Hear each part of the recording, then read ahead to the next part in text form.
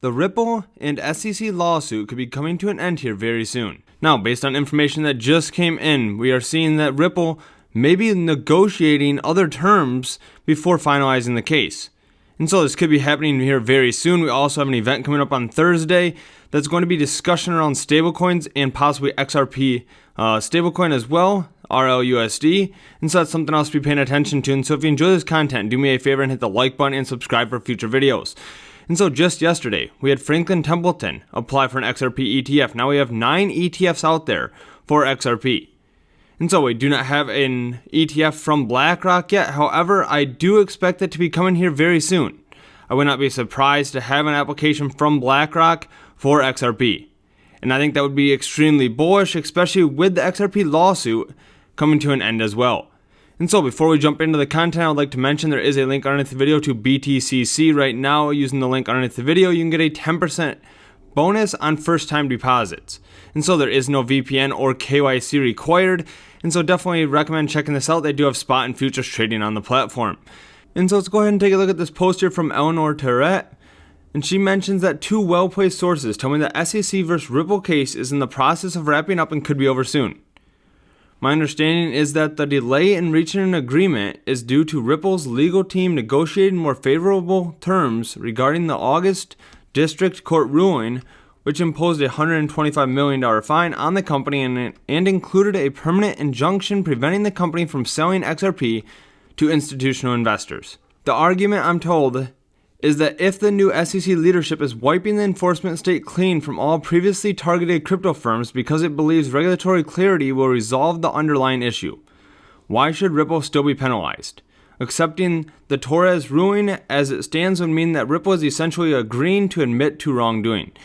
But now the SEC itself is seemingly unsure whether any wrongdoing occurred. There is no real playbook for this kind of thing, which could explain why the case is taking longer to resolve than the rest. And so we have seen a lot of cases be closed over the last couple of weeks from the SEC.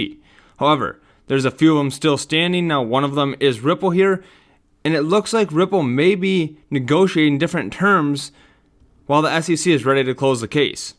And so we could be seeing this be closed here very soon. Now something to be paying attention to here is that the permanent injunction preventing the company from selling XRP to institutional investors. So imagine when this door opens up, we're going to see a flood of institutional investors trying to buy XRP. And so this is definitely going to be massive moving forward. If we go ahead and take a look at the filing here, back in August of 2024, we can see that a federal judge ordered Ripple to pay $125 million in civil penalties and imposed an injunction against future securities law violations on Wednesday. And so, Judge Torres imposed the fine after finding that 1,278 institutional sale transactions by Ripple violated securities laws, leading to the fine. And so, imagine if they do not have to pay this $125 million, or if they are now allowed to sell XRP to institutional investors. Right, we're going to see a lot of adoption with that. They have the RLUSD stablecoin as well, which we're going to have a discussion on the stablecoin bill tomorrow with the Genius Act, and so that's something else to be paying attention to here. And so we can see here that this was updated just a couple of days ago, and the Senate Banking Group is going to be voting on this on Thursday, March 13th. And I think this is something to be paying attention to for stablecoins, as Ripple has the RLUSD stablecoin that launched back in December. And so let's go ahead and take a look at that here. We can see this launched back in December. It has instant global payments 24/7, seamless on and off ramps, and then access to value in real world assets. And so I think Ripple is waiting for full approval to start pushing this out, right? We're getting very close to having some type of regulatory clarity with stablecoins based on the Genius Act that is going to be voted on tomorrow. And so let's go ahead and take a look at some more information here. We had news that Ripple, RLUSD, and XRP Ledger data is now available for institutional insights on RWA. And so, tokenization and real-world assets are going to be a massive portion of cryptocurrencies. We're talking billions of dollars of real-world assets have already been tokenized, and projections estimate that the value of tokenized assets could reach $16 trillion by 2030. So public blockchains like XRPL are central to institutions' ability to bring traditional finance assets on-chain. They not only deliver operational efficiency, but they also offer enhanced security, verifiable trust, and revenue generating opportunities. And so Larry Fink has always mentioned that tokenization is going to be the next step after the ETFs went live in January of 2024. And so I do believe we're going to see a massive inflow of this once we have regulatory clarity. Right? There's a lot of people focusing on tokenization, and I think that Ripple is going to be a leader in that space as well. And so in addition to tokenization of assets, let's go ahead and take a look at this Ripple documentation here and look at the bank IDs as far as actual utilization of this technology. We have bank IDs here from Australia, from China, Indonesia, Philippines, Singapore, South Korea, Thailand, and Vietnam. And we're not just talking a couple of banks. We are talking hundreds of banks that are listed on here for these countries. We can see there's a ton of them here for Australia. We have a ton of banks in China, Indonesia. If we go ahead and just scroll through some of these are some of the largest banks in the world. Right? We have Bank of China on the list. We have Bank of Shanghai. JP Morgan's even on this list. And so Ripple is continuing to make progress here. We're seeing a lot more bank IDs being added. We also have Ripple all constantly announcing partnerships or ways they are accelerating crypto adoption. We can see here they had the recent launch of Ripple payments in Portugal.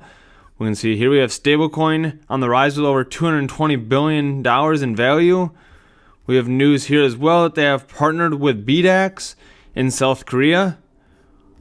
We can also see the future of finances on chain, right? They have also partnered with Ondo Finance, which is focusing on real world assets. We have Deca Bank that is rolling out crypto trading of custody services for institutions built on Ripple custody.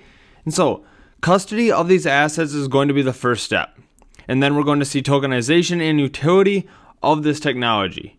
And so you can see here that some of this starts making sense, right?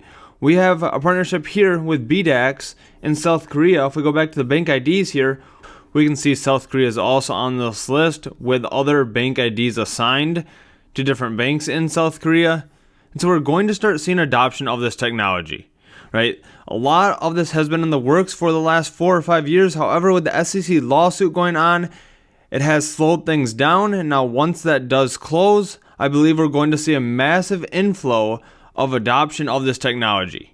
And so if you enjoyed this video, do me a favor and hit the like button and subscribe for future videos. Also make sure to check out that link underneath the video to BTCC.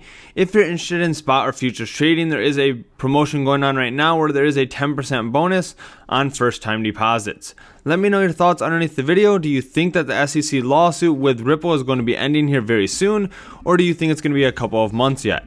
Thanks for watching and hope to see you in the next video.